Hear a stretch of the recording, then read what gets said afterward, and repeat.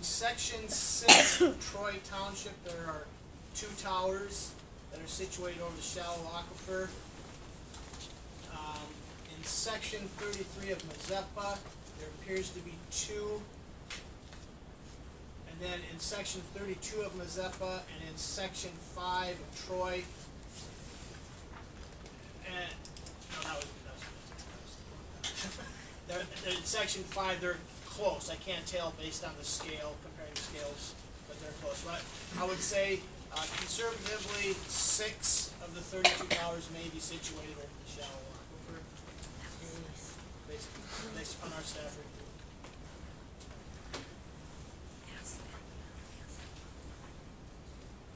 Oh, I got one. How come there's 3 different tower, 3 different turbines? What's the purpose of that?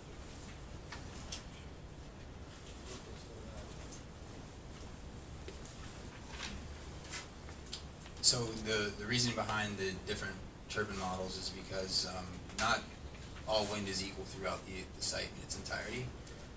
Also, too, a lot of the investments are made on these sites earlier on. So, for instance, the GE 2.3 technology is one of the newer models that is tried and true from GE. The vast majority of the site will utilize that from previous purchases because they are bought in mass quantities, as I mentioned, the molded fiberglass purchase earlier.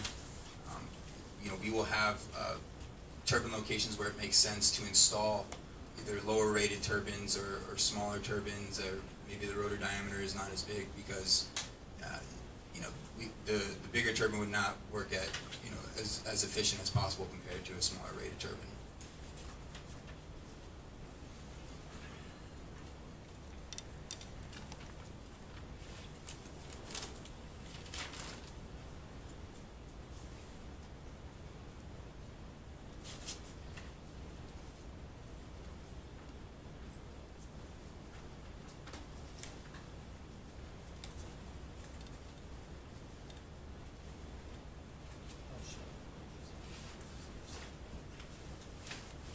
Question that the chairman asked staff was what is the depth of these shallow aquifers? The shallow aquifer map utilized by Grant County Zoning Board in Grant County shows an area of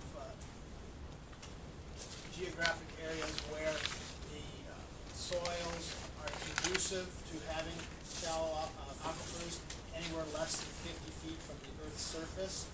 So again, depending where, it would range anywhere from 6 inches to 50 feet. And we've used South Dakota Geological Survey and DNR for the science of identifying those areas. Again, until you punch a hole, you won't really know whether or not the aquifer is actually there just because it's shown on a paper map. We ran into this with the paper map. And we might find areas that are not showing the aquifer. Punch a hole, there might be a vein that goes outside the area as well. Right, so this is Zone B, which is not a wellhead protection area. Zone B is just where there's an instance where the potential of shallow aquifer exists.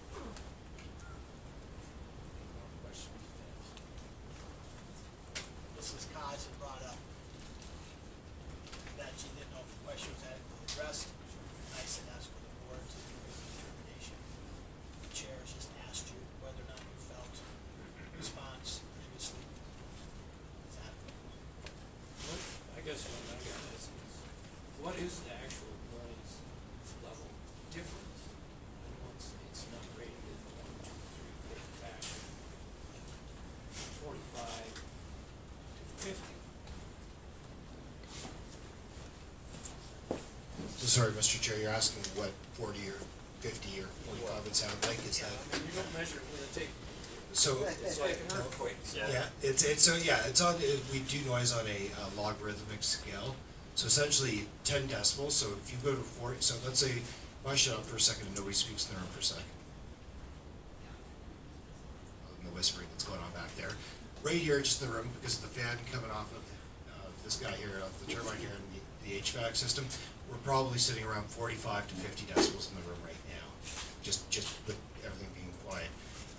10 decibels change in noise is a doubling in sound. So if you're in your home, everything's kind of shut off, like you don't have the TV on, just, the refrigerator's running, your furnace is running in the wintertime, and everything else is quiet, you're somewhere around 40, 45 decibels typically. A 10 decibel change is a doubling in noise. So let's say you had the TV on at 50 decibels, and then you turned it up to 60 decibels, that's when you notice a doubling in the sound of the TV or the stereo. So what we're talking about here, with your reduction from 50 in the ordinance to 45, and again, that's at the exterior of the home that you've set your ordinances at. 50, could you hear 50 at the property when you're outside, if that was outside your home? Sure you could. And again, remembering that this is under worst case scenario, this is not conditions every day, all day in and out, this is, what we're looking at to protect there. At 45, you're certainly going to notice the reduction in sound. And again, what you're also looking at is about a 10 to 15 decibel change, even if you have the windows open, to what you're going to get in the bedroom. So at 45 decibels, you're about 30 in the bedroom, so that's going to be below anything that's already there. You're going to get a good night's sleep, and that's what we're really trying to protect against when we're doing these. Does that help? So you're saying it's 10 times? No, sorry, if you go 10 decibels, so if I went from 45 to 55 decibels, that would seem like the sound had doubled. So if I was to whisper like this versus doing that, that's, you're hearing the kind of doubling would be 10 decibels. Well, I don't know, I just read somewhere, I thought the difference was 5 was 45. No, sir. So human ear, you need to change 3 decibels even to notice a change in the sound. So if I played you something at 40 and I played you something at 42, you wouldn't be able to tell me which difference. Once I got to 43, you'd be able to tell me that, yeah, that one's a bit louder, but I have to get to 50 before you hear it as a doubling. So you certainly hear it as going up, but when I get to 50, then it's like doubling the sound. Do you have a scale or something? You know what, if you give me a second, Mr. Chair, I will pull something up here and we can put it up on the screen for you, and I can give you a relative, like what different machinery is and everything else, if that works for you. If you just give me 1 sec, bear with me, and I'll get that up for you. Yeah, no, I'll switch it over to these guys.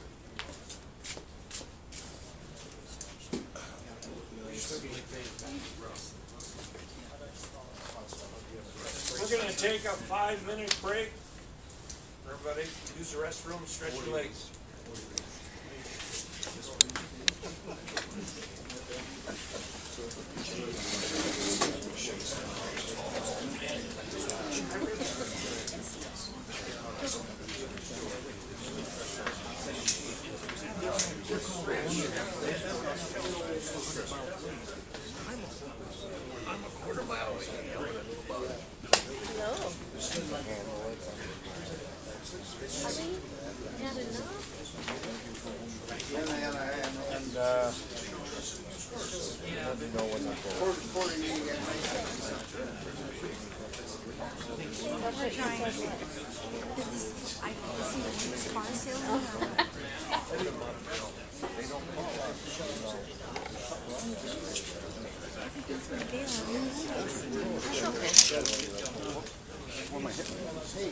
Oh, this thing.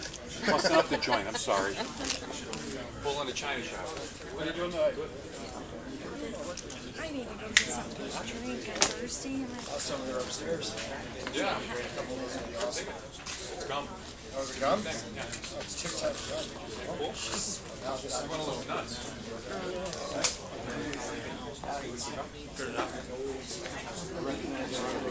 Yeah, I pulled it from a bunch of the sources, I guess. No, I was just taking a break. I thought I turned that off. There we go. No. Stop. Can you my email address to you and Tyler then?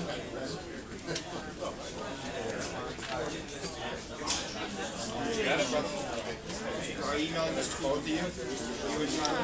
How's it going? Pretty good. How are you? Look at you. You're gonna rent yourself out. Yeah, right. Videotape all of these. We just want to remember what's said, you know? Can't take enough notes. That's fair. They do the sound recording, but they don't put it online. I have one too. I keep busting up the joint. Yeah. I don't think it's much. Yeah, I don't think it's well made. You work at Valley Queen? I hear that there's a retail outlet there that you can just walk up and buy cheese. Is that correct? Yeah. Where is that located? On the corner of Main Street and North End. What's that near? So if I Across headed from like the mall. who's that? Kind of across from the mall, right? Yeah. What they consider the mall. Yeah, you just go down Main Street and it's on the corner. Is it like We're near in the the Triple north end. Dip or the? Oh, further north. Further down. So head that way, like I'm going there, and just keep going. So Close left to or the right side. railroad track. We're German, so we love our cheese. So I'll go there and buy them out. Oh, they got that heritage thing where it shows all that. It's like a museum. My dad's coming here for Christmas, and he's from Germany. He loves the Satan cheese. He loves the Limburger and also what's the other called? It's like a aged Carlsberg cheese as well, I don't which think you have make those. which is looks like a Swiss, but it stinks. Yeah, he loves that stuff. We all like leave the room when he breaks out his black bread. He likes all the smelly He stuff. does. He likes the weird cheeses. The Europeans are like that. They love that stuff. Yeah. Good talking to you guys. Yeah.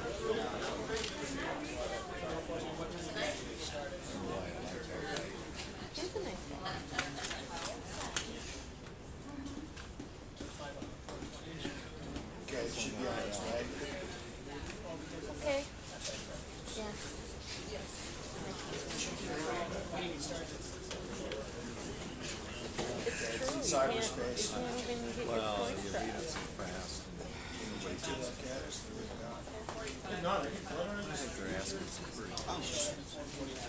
See if it's on, see if it's on there. You don't get it all.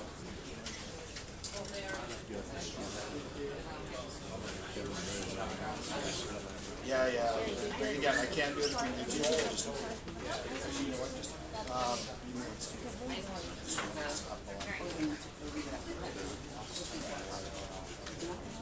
no, you know what? It's fine. Actually, it's the home office security. You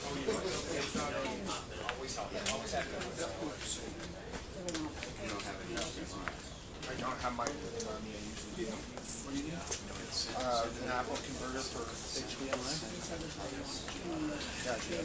Do you have it, do you have it pulled up on your computer, so at least we can just pass it around, you can kind of do that? What's that? You have the ability to, if they can see it, you can pass it around. Well, I think we'll be okay just to move up.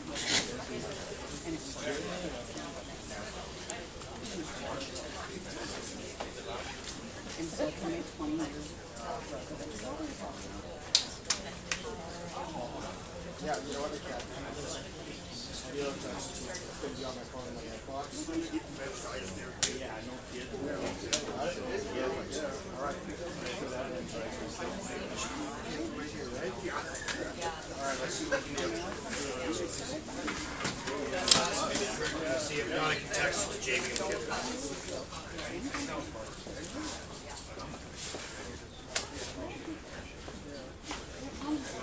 yeah, there we go.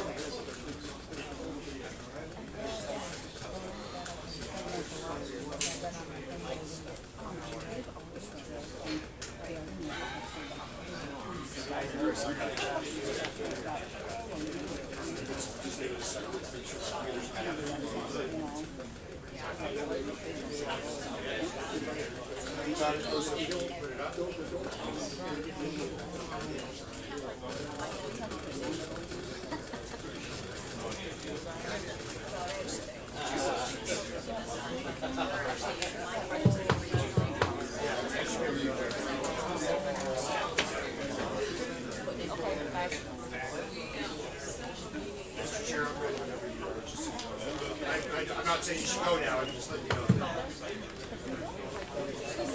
All right, we're gonna start again.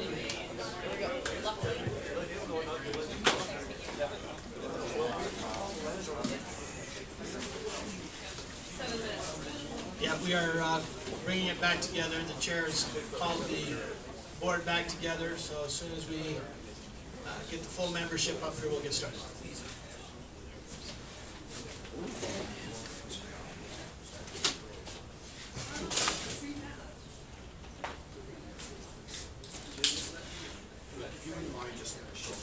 I was just looking at it. I do enjoy looking in your eyes. So, Mr. Chair, if I may, as you requested, this is what this chart is that I pulled this from another report of mine. What you've got is the source of noise, so this will give you kind of examples. This is the decibel level here, and then we've got the kind of how many times greater, 2 times, 10 times, etc. here, I'll show you. So why do I have a 30-06 up here? That's my favorite deer rifle. It's that type of season. That's 170 decibels. So there's a reason why we're not supposed to be firing off rifles right by our heads without some air defending protection. You know, these are extreme sounds. Most of these, I mean, there's lots of us in the room that can experience, you know, rifle and shotgun being fired, but these are mostly, you know, all of them this high range, the 100 plus. This is stuff when we're actually talking about people in their occupational, where they're wearing ear defending. So as you see the guys on the aircraft carrier and they're waiting for the jets to take off, they've got the ear defenders on. They're only allowed to be up on the deck for so long, and that's for their hearing protection. So those are extreme. So let's come down to the other end, and I'll kind of meet you in the middle here. So on the very low end, you know, sort of 10, if that's just breathing, if there's absolutely nothing else going on, if you were in a sound booth and you could hear somebody breathing, you know, leaves rustling through the trees, there's about 20 if there's nothing else going on. Soft whispers, so if you're standing about 5 feet from somebody they were whispering, that's about 30 decibels. 40 is usually the kind of benchmark that we just use as that most people can, you know, that's a quiet library. Again, a very quiet room in your house, you're going to be about 40. And, you know, that's also bird calls if you're listening to a babbling brook standing beside it. So if you kind of use the 40 as a comparison, as you get to that 50, again, so what are some of the other common sources at 50? That's your, you know, if you were in a quiet, very quiet suburb in the middle of the night, conversation at home, if you're not yelling and screaming at each other, you're just talking in your house. Rainfall, if you're listening to the rain, typically it'll be that. Your refrigerator, because if you're just standing in the kitchen, and that hum you hear from the fridge is about 50. So that's about 2 times as loud. So that's doubling of sound from 40 to 50. The 4 times, so it's going to sound 4 times as loud when you get to 60 decibels. So you got to go up to 20, and then you can kind of see it goes up and up. But to give you some ideas, right? Like, you know, typical, you know, if you're in your living room, TV's on, that's about 70. Most people will listen to their TV, so it's about 70 in their ear. You know, the vacuum cleaner running. If you stand by the garbage truck and at the end of the laneway as it's coming by, diesel truck, if you're standing at the edge of the road and, you know, the big diesel goes by, it's about 80. So again, these are the sort of relative range of things. And once we get past 80, this is where you get the occupational health and safety guys come in, and anything over 85, you absolutely have to be wearing your hearing protection. And, you know, in terms of if you're occupational.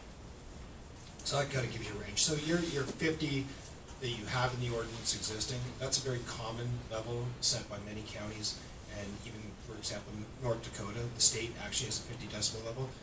More commonly now what we're seeing is, you know, and candidly is the 45 that you're in South Dakota that you folks are contemplating as your ordinance. So that's where, you know, looking at that, that's what Dual County has to the homes, and that's what we've seen the state do for the other projects, even, you know, in your county lately. So, you know, you're somewhere between those two levels. If we wanted to attain 40, Like at night or something like that? Is there a difference in sound at night? So, obviously, you know, the air is denser in the summer. well, it's not so much that there's a difference sound at night, Commissioner. What I would suggest, and there is, but I mean, where you're setting your sound level, why you want to set your sound level, is you're trying to set it for any noise source to make sure people are getting a good night's sleep. So I would suggest that at that level of 45 at nighttime, that's what we're looking at to try to protect sleep. And where, you know, if you look through the various scientific documents that I've sent you, things from Health Canada, things from other jurisdictions, certainly at 45 decibels, we see that reduction so that we're below the sleep concern. Somebody raised the 40 decibels from the World Health Organization earlier. The difference between, so there's two different metrics that we're looking at here, and certainly the World Health Organization in 2009 said a guideline, which would be nice to achieve, would be 40 decibels, not specific to wind turbines, just any noise source. But that 40 is an average out of the whole year. What we're looking at here with the sound report that you get, you're getting it on sort of what we refer to as a 10-minute LEQ, kind of worst case scenario on any given night, what that sound level is going to be. If you, and we do, there's, for example, New York State requires you to do both, the kind of way you guys do it, which is common right across most jurisdictions. New York State also says we also want to see the average over the nighttime, over the course of the year for projects, and you're looking at about a 5 decibel reduction. So that 45 that you're predicting now for your ordinance is actually the equivalent of 40 on that long-term average equivalent to the World Health Organization 2009 document. So they all kind of go hand in hand, but you got to be careful about which metric you're looking at, what benchmark you're comparing it to. So realistically, that if you stayed at the 50, I would have to say, well, you're going to be about 5 decibels higher than what the World Health Organization would love to see people achieve. That they actually set the limit at 55 back in those days, but they want a guideline of 40. But by setting it at 45, you would achieve that 40 decibel kind of averaged out over the course of the year. Wind's not always going to blow. When Jay does his work, for example, the turbines get louder as they ramp up to a certain wind speed and they tail off at a maximum. He's giving you that maximum at the tail end there. He's not giving it to you averaged out over like the wind cutting in and everything else. Do you have a scale that would show the difference in dBA for distance? Let's say, it's at 50, this is at this distance, at 45. Yeah, Jay, if you could just, somebody pass me the document. I can give you in general, Commissioner, kind of what the distances were and what the sound levels were.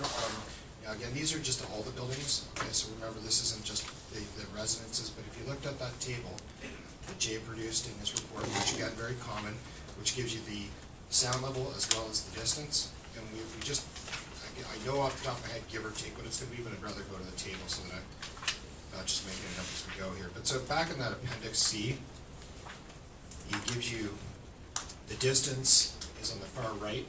Commissioners, I'll let you guys get there. But in Appendix C, he's giving you, and as you're all getting there, it basically gives you the noise receptor. So these are the different buildings. C is in Charlie. Yes, sorry about that.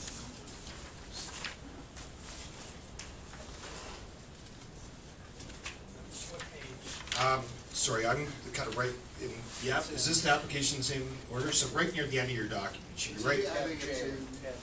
Yeah, there you go. Yeah, Mike.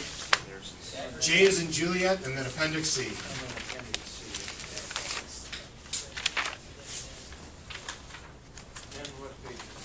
Nope, that's not the right one. Right. That's appendix. You got the wrong appendix there, so Commissioner. If I may approach you, sir. If you go to Appendix, is that J? Okay, yeah, sorry. Then keep going right back to C. Yeah, it should be. I think beyond those maps. There you go. Yeah, so.